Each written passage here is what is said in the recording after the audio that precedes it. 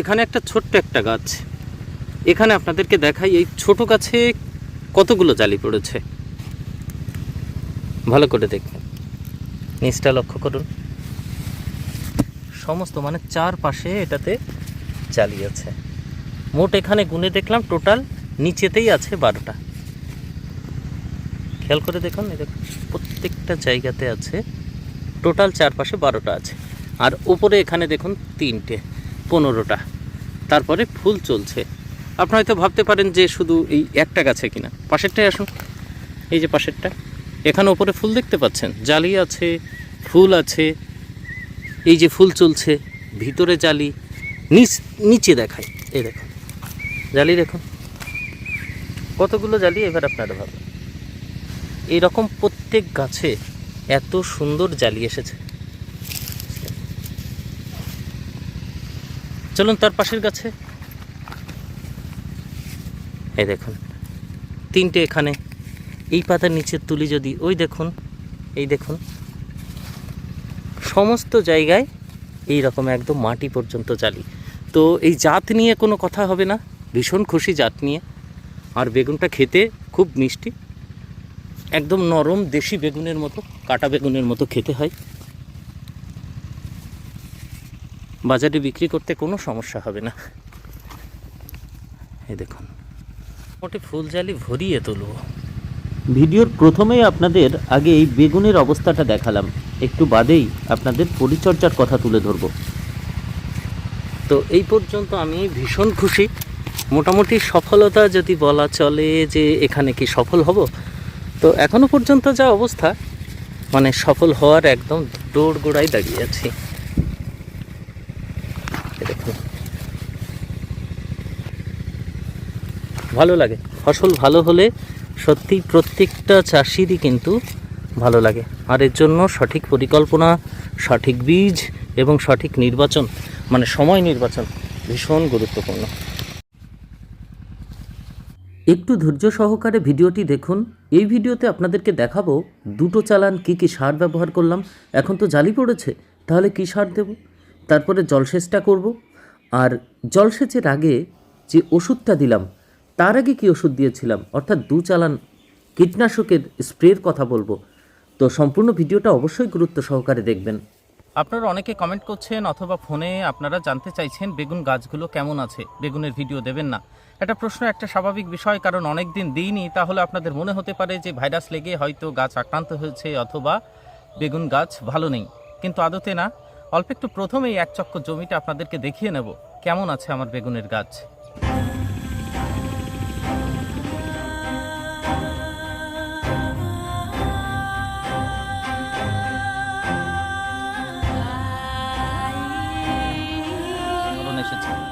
আর বড় সাইজের বেগুনগুলোও দেখাবো, তার কোয়ালিটি কেমন হচ্ছে আপনাদেরকে দেখাবো। এখানে দেখতে পাচ্ছেন কেমন 1 2 3 4 5 6 এরকম 4-5 দিয়ে বেগুনগুলো ধরেছে। তো এর মাঝে কোন পরিচর্যাটা করেছিলাম, অধিক ফুলজালি, ওপরে আবার ফুলও আছে, প্রত্যেকটা ডালে কিন্তু দেখতে পাবেন এরকম ফুল, মানে যেগুলো ফুল আসবে প্রত্যেকটাতে বেগুন হবে। তো অধিক ফুলজালি আনার জন্য আমরা এর মাঝে 2টো পরিচর্যা করে ফেলেছি। একটা হচ্ছে মাটিতে সার ব্যবস্থাপনা, আর একটা হচ্ছে ওপরে স্প্রে। আজকে আবার এই 15 দিন বাদে আর একটা স্প্রে করতে আসলাম। তো এর আগের স্প্রেতে কি দিয়েছিলাম, ফুলজালির কথা মাথায় রেখে যে পরিচর্যাটা করেছিলাম আপনাদেরকে জানাচ্ছি। আর মাটিতে কোন সারটা দিয়েছিলাম সেটা অল্প একটু আগে বলে দিই। দেখুন মাটিতে আমরা যখন সারটা দিয়েছিলাম, এইবার 15-15-15 সুফলা ব্যবহার করেছিলাম। সুফলা 15-15-15 এনপিকে সার সুফলা দিয়েছিলাম, কাঠাতে 1 কিলো করে দিয়েছিলাম। আবার তো তার সঙ্গে যেটা দিয়েছিলাম সেটা 1 বিঘাতে 3 কেজি হারে ক্যালসিয়াম নাইট্রেট দিয়েছিলাম। ক্যালসিয়াম নাইট্রেট, যেটা ফুলজালি আসার আগে যদি ক্যালসিয়াম নাইট্রেট তার সঙ্গে 1 কেজি বোরন মিশিয়ে মাটিতে দেওয়া যায়, তাহলে ফুলজালি যেমন ভালো হবে, সুস্থ হবে, এবং তার জালিগুলোর কোয়ালিটিও কিন্তু ভালো হবে, চকচকে হবে, আর ফলটা কিন্তু আকার কিন্তু বড় পাবেন। ফলের আকার কেমন সেটা অল্প একটু পরে দেখালে আপনি বুঝতে পারবেন। তো যাই হোক, এই ছিল মাটির সার ব্যবস্থাপনা সেই সময়। সেই সার দেওয়ার পর 13-14 দিন বাদে যখন প্রচুর এরকম ফুল এবং জালি দেখা যাচ্ছে, তো এগুলো তো আমাদেরকে বড় করতে হবে। এগুলো যেমন বড় এবং নরম করতে হবে, ঠিক ওপরে কন্টিনিউয়াসলি ফুল জালি যেন আসতে থাকে সেই ব্যবস্থা করতে হবে। তো এখন কি সার দিচ্ছি, জালিগুলো বড় করার জন্য আমাদের এখানে 2 ধরনের সার এই মুহূর্তে দিচ্ছি। মানে সেচের আগে একটু বাদে জল ছাড়বো, তো তো এখানে সাদা যেটা দেখছেন সেটা হচ্ছে সিঙ্গেল সুপার ফসফেট। এর ভিতরে যে ক্যালসিয়াম আছে সেটা বেগুনটা আপনাকে বড় করবে, ফোলাবে, ওজনটা বাড়াবে। আর ভিতরে যে ফসফরাস আছে, এর ভিতরে প্রচুর পরিমাণে তো ফসফরাস থাকে এর ভিতরে। তো ফসফরাসটা গাছের শিকড়ের বৃদ্ধি করবে, গাছটাকে ওভারঅল ভালো রাখবে। আর একটা আছে সেটা হচ্ছে সালফার। সালফারটা মানে 3টি উপাদান থাকে সিঙ্গেল সুপার ফসফেটের ভিতরে। সালফার দিলে বেগুনের কালারটা এবং শাইন ভালো হবে, বেগুনের কালারটা ভালো আসবে, মোটামুটি চকচকে। ক্যালসিয়াম আর সালফার মিলে বেগুনটাকে চকচকে বানাবে। আর এর ভিতর আর একটা উপাদান আছে পটাশ। তো পটাশ আমাদের এই মুহূর্তে গাছে অবশ্যই দরকার আছে। তো পটাশ দিলে আমাদের বেগুনগুলো কিন্তু গাছের স্ট্রেংথ বাড়বে, গাছগুলো মানে রোগমুক্ত থাকবে, এবং আমাদের পটাশের ফলে যে ফিলিং হয় বেগুনের ভিতরে, যে ফিলিংটা হবে, ওজন বাড়াবে। এই হচ্ছে 4টে খাদ্য উপাদান সিঙ্গেল সুপার ফসফেট এবং পটাশের মধ্যে দিয়ে। বাংলাদেশের চাষি ভাই আপনারা টিএসপি দেবেন আর পটাশ দেবেন। আর ইউরিয়া কিছু পরিমাণে ইউরিয়া দেব, সেটা হচ্ছে এইটা ছেটানোর পর, জল দেওয়ার পর যখন মাটিতে রস থাকবে, পা ভর হবে, ঠিক তখন ওই ড্রেন দিয়ে ইউরিয়া ছিটিয়ে দেব। খুব বেশি ইউরিয়া দেব না, তাহলে গাছ কিন্তু আপনার দুর্বল হয়ে পড়বে।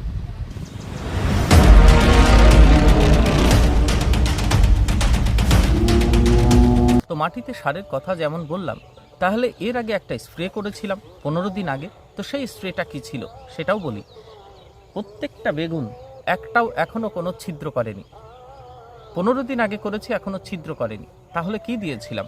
আর একটা প্রশ্ন হচ্ছে, এই গাছগুলো এখনো পর্যন্ত এই যে সবুজ রাখতে পেরেছি, কি দিয়েছিলাম? দেখুন, প্রথম যেটা বলবো সেটা হচ্ছে সিমোডিস। কীটনাশক হিসাবে সিমোডিস দিয়েছিলাম 15 লিটার জলে 20 ml। ডোজ একটু বেশি দিয়েছিলাম, 15 লিটার জলে 20 ml। আপনাদের মনে হতে পারে গাছে কি কোনো প্রভাব পড়ে, মানে শক্ত হয়ে যায়? না, কোনো শক্ত হবে না। আপনার 20 ml পর্যন্ত আপনি নিশ্চিন্তে দিতে পারেন সিমোডিস।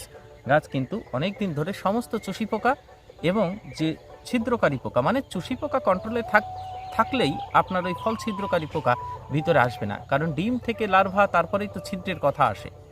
এই জন্য আপনারা সিমোডিস 20 ml করে দেবেন।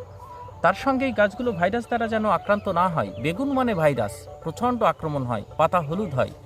তো পুরো জমি যখন ঘুরে দেখাবো, আপনাদের বলেছিলাম যে প্রথম দিকে যে গাছগুলো আমার 7টা-8টা মতো গাছ আক্রান্ত হয়েছিল, এবং সেই গাছগুলো তুলে দেব, সেই গাছগুলো এখনও তুলিনি। তার মানে যখন গাছগুলো তুলিনি, সেখান থেকে অন্য গাছে ছড়াই কিনা দেখব বলে, এখনও কিন্তু সেই ছড়ায়নি।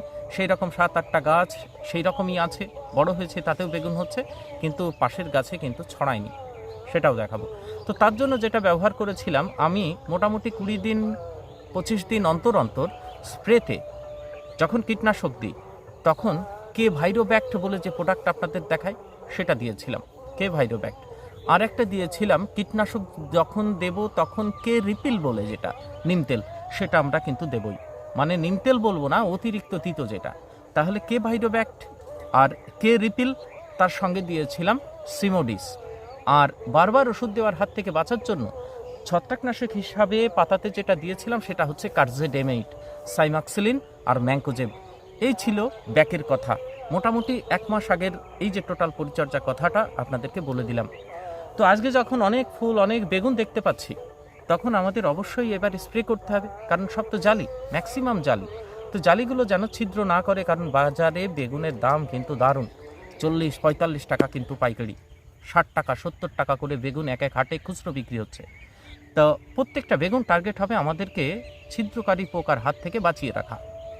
এই জন্য এবার আমরা সিমোডিসের যে আইসোসাইক্লোসেরাম যে টেকনিক্যাল ছিল, সেটা অল্প একটু চেঞ্জ করব, কারণ যেন রেজিস্ট্যান্স যেন তৈরি না হয়ে যায় পোকার ভিতরে। তার জন্য এবার কীটনাশক আমরা যেটা চেঞ্জ করছি সেটা হচ্ছে, এই দেখুন, এটা বেস্ট অ্যাগ্রোলাইফের এটা হচ্ছে নিমাজেন।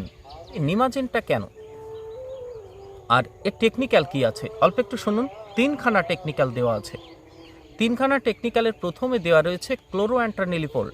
তো ক্লোরোঅ্যান্টানিলিপোল আপনারা কোরাজনের ভিতরে দেওয়া থাকে, জানেন, কোরাজেনের ভিতরে এর পার্সেন্টেজ দেওয়া আছে 4.5%। ক্লোরোঅ্যান্টানিলিপোল একটা কিন্তু এই ছিদ্রকারী পোকার একটা দামি ওষুধ বলতে পারেন, ক্লোরোঅ্যান্টানিলিপোল, দামি টেকনিক্যাল। তো তার সঙ্গে যখন নেবুলোরান মেশানো যাবে, কাজটা কিন্তু বেড়ে যাবে। আমরা পিলেথরের ভিতরে নেবুলোরান মেশানো থাকে, তো সেই হচ্ছে নেবুলোরানের ভিতরে 11.5%-এর ভিতরে দেওয়া আছে। নেবুলোরানের সঙ্গে তারপরে আরও একটা ফল ছিদ্রকারী পোকা এর ভিতরে মেশানো আছে, সেটা হচ্ছে ফলছিদ্রকারী পোকার যে ওষুধ সেটা মেশানো আছে ইমামেকটিন বেনজোয়েট। তো দেখুন তিনখানা সেরা টেকনিক্যালের ভিতরে দেওয়া আছে তিনটে ছিদ্রকারী পোকার, একটা হচ্ছে ক্লোরান্ট্রানিলিপোল, একটা হচ্ছে নাভেলুরান, আর একটা হচ্ছে ইমামেকটিন বেনজোয়েট 1.5%। এই টোটাল এটা এসই ফর্মে আছে, এসি নয় এসই ফর্মে কিন্তু এর ভিতরে দেওয়া আছে। তো এই নিমাজেন এই ওষুধটা কিন্তু বেগুনের ক্ষেত্রে মানে বেগুনের জন্যই তৈরি হয়েছে, খুব সুন্দর ওষুধ, এটা আপনারা কিন্তু নিশ্চিন্তে দিতে পারেন, ভালো কাজ হয়। তো আমি সিমোডিস, নিমাজেন, এরপরে আবার আপনার সিমোডিসের দিকে কিন্তু পরের স্প্রেতে যদি ভিডিও না দিতে পারি সিমোডিসের দিকে কিন্তু আবার যাব, সিমোডিস স্প্রে করব। তো এটা আপনারা কতটুকু করে দেবেন, এটা 20 ml করে আপনারা দিতে পারবেন 100। এটা 4টে করা যায়, দরকার নেই 4টে, আপনি 20 ml করে 5টা করবেন, 5 চার্জার করবেন। তো 5 চার্জার যখন করবেন ওই 120 টাকা করে কিন্তু চার্জারে পড়বে এর দাম। বেগুনের ওষুধ একটু দাম হবেই, বেগুনের যেমন দাম থাকে ওষুধের কিন্তু দাম থাকে। তো এই নিমাজেন 20 ml করে দেব। তো এর সঙ্গে এবার কেরিপিল আমার ফুরিয়ে গেছে, কেরিপিলের পরিবর্তে যেটা দিচ্ছি সেটা হচ্ছে 10,000 ppm এর নিম তেল। এর কাজ আরও বেড়ে যাবে। এই যে দেখতে পাচ্ছেন 10,000 ppm এর নিম তেল, এটা হচ্ছে নিম প্লাস। এবার এখানে যে টেকনিক্যাল দেওয়া আছে 1% ইসি, অ্যাজাডিরেকটিন 1% ইসি হচ্ছে টেকনিক্যাল। এবার 1% ইসি মানে আপনি বুঝে যাবেন ওটা 10,000 ppm এ দেওয়া আছে। কোনোটায় যদি 10,000 ppm না লেখা থাকে, আপনি 1% ইসি লেখা থাকলেই তখন আপনি বুঝবেন যে সেটা হচ্ছে 10,000 ppm। তো এটা আমরা ব্যবহার করব, এটা মোটামুটি ওই রকম 20 ml মেশাবো, এর ভিতরে 20 থেকে 25 ml মেশাবো এই নিমাজিনের সঙ্গে, তাহলে দুটো হলো।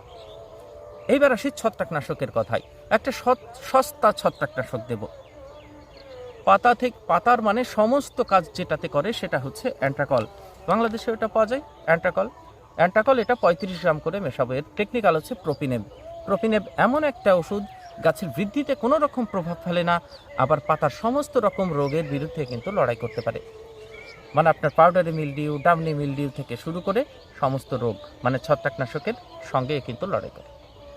তাহলে একটা ভালো ফল আসার মুহূর্তে ভালো একটা ছত্রাকনাশক হচ্ছে অ্যান্ট্রাকল, প্রোপিনেব, এটা মেশাবো আমরা। এর সঙ্গে গাছের একটা আমরা পিজিপি একটা টনিক মতো দেব, পিজিআর নয়, একটা টনিক মতো দেব, সেটা হচ্ছে আপনার কোয়ান্টিস, সিনজেন্টা কোম্পানির কোয়ান্টিস। এই দেখুন সিনজেন্টা কোম্পানির কোয়ান্টিস, বাংলাদেশে প্রোটোজিম আছে, আপনারা প্রোটোজিম দেবেন। তো এই কোয়ান্টিস এটা 30 ml দেবো। অ্যামিনো অ্যাসিড আছে, মাইক্রোনিউট্রিয়েন্ট আছে, প্রোটিন আছে, কার্বোহাইড্রেট আছে, এই রকম একটা সমস্ত ধরনের গাছের খাদ্য এর ভিতরে মেশানো আছে কোয়ান্টিসের ভিতরে। এখন গাছে দেবেন, এইগুলোর সঙ্গে খুব কিন্তু সুন্দর কাজ হবে। তো 4টে উপাদান আমরা একসঙ্গে মিশিয়ে দেব, কোনো বিক্রিয়া করে না, এগুলো আমার দেখা আছে। এটা কি দেখেছেন? এই যে ওষুধ দুটো বলছি, এই যে ওষুধগুলো বললাম না, এই যে আপনাদের এই দুটো ওষুধ যেটা দেখালাম, নিম তেল আর এটা, মূলত এটা কিসের জন্য? ছিদ্রকারী পোকার জন্য।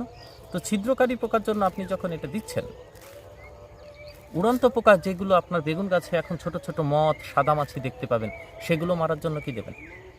তো সেটা মারার জন্য আমাদের অবশ্যই একটা এই মথ মারা ওষুধ আমাদেরকে দিতে হবে। যারা এসে ডিম পাড়ে ছিদ্রকারী পোকার জন্ম দেয়, ডিম থেকে লার্ভা তৈরি হয়, তারা ক্ষতি করে সব থেকে বেশি, ফল ছিদ্র করে। তো সেটা মারার জন্য বেগুনে সব থেকে ভালো হবে পাইমেট্রোজিন। আপনারা চেজের নাম শুনেছেন, ধানে দেওয়া হয় ধানের মথ মারার জন্য পাইমেট্রোজিন। তো এর ভিতরে যেটা টেকনিক্যাল আছে, এই যে ফুজিয়া মতো দেখতে পাচ্ছেন, পাইমেট্রোজিন আছে, আর একটা ওর টেকনিক্যাল আছে ডিনোটেফুরন বা ডাইনোটেফুরন। তো ডাইনোটেফুরন, ডিনোটেফুরন আর হচ্ছে আপনার পাইমেট্রোজিন, এই দুটো টেকনিক্যাল। এই সময় কেউ ভুল করে ডাইফেনথ্রিয়রন দেবেন না, পাতা কিন্তু হলুদ হয়ে ঝরে যাবে, মাথা পুড়ে যাবে। ডিনোটেফুরন, ডাইনোটেফুরন না, ডাইফেনথ্রিয়রন না, ডিনোটেফুরন। এই ডিনোটেফুরন আর পাইমেট্রোজিন এই সময় আপনারা গাছে দিয়ে দেবেন। তো বুঝতে পাচ্ছেন যে কীটনাশক যেটা দিচ্ছি বেগুন এই মুহূর্তে টেম্পারেচার বাড়বে, দেবো না কেন, এত জালি পড়েছে, ঠেকাতে তো হবে। তো সেই জন্য আরেকবার যে 5টা টেকনিক্যাল বললাম, উড়ন্ত পোকা থেকে ছিদ্রকারী পোকা, সবগুলো কন্ট্রোল করার জন্য ডিনোটেফুরন, পাইমেট্রোজিন, নাভেলুরান, ইমামেকটিন বেনজোয়েট, ক্লোরান্ট্রানিলিপল, 5খানা এই দুটো ওষুধের ভিতরে আছে। তো এটা বিভিন্ন কোম্পানির পাওয়া যায়, আমি কৃষি রসায়নেরটা ব্যবহার করছি, আপনাদের দেখাই সেটা অল্প একটু। আর টনিক হিসাবে কোয়ান্টিস তীব্রতা বাড়ানোর জন্য নিম তেল 10,000 ppm এর, ছত্রাকনাশক হিসাবে প্রোপিনেব অ্যান্ট্রাকল 35 গ্রাম, অবশ্যই আঠা দিতে হবে, সিলিকন বেস আঠা যেটা ছড়াই। এই হচ্ছে এই মুহূর্তের আমার বেগুনের পরিচর্যা। আজকে ওষুধ দিয়ে কমপ্লিট করছি, কালকে সকালবেলা এখানে জল ছাড়বো। তো জল দেওয়ার আগে আবার হালকা করে কিছু আমরা সার দেবো মাটিতে, যেহেতু ফুল একদম নিচ থেকে জালি থেকে শুরু করে মাথা পর্যন্ত ফুল জালি রয়েছে, তাহলে এটা কন্টিনিউয়াসলি এরকম চলতে থাকবে প্রসেস, মানে প্রত্যেক 4 দিন অন্তর 5 দিন অন্তর আমরা কিন্তু বেগুন তুলব। তাহলে সেই জন্য আমাদের সারের এই ধারাবাহিকতা আমাদের কিন্তু বজায় রাখতে হবে, অল্প হোক এটা আমাদের কিন্তু দিতে হবে। দেখাবো এই বেগুন গাছের সব থেকে ধরন বেশি আসবে এই সেচটা দেওয়ার পর, আর মোটামুটি 8 থেকে 10 দিন বাদে। তখন কেমন হয় সেটা আপনাদের দেখাবো, তখন ওপর থেকে ঝুলবে, দেখতে ভালো লাগবে, তখন সেই ভিডিওটা দেখাবো। ভালো থাকবেন, পরে ভিডিওতে দেখা হবে। যদি ভালো লাগে চাষি ভাইদের কাছে শেয়ার করবেন আর একটা লাইক করবেন। ভালো থাকবেন।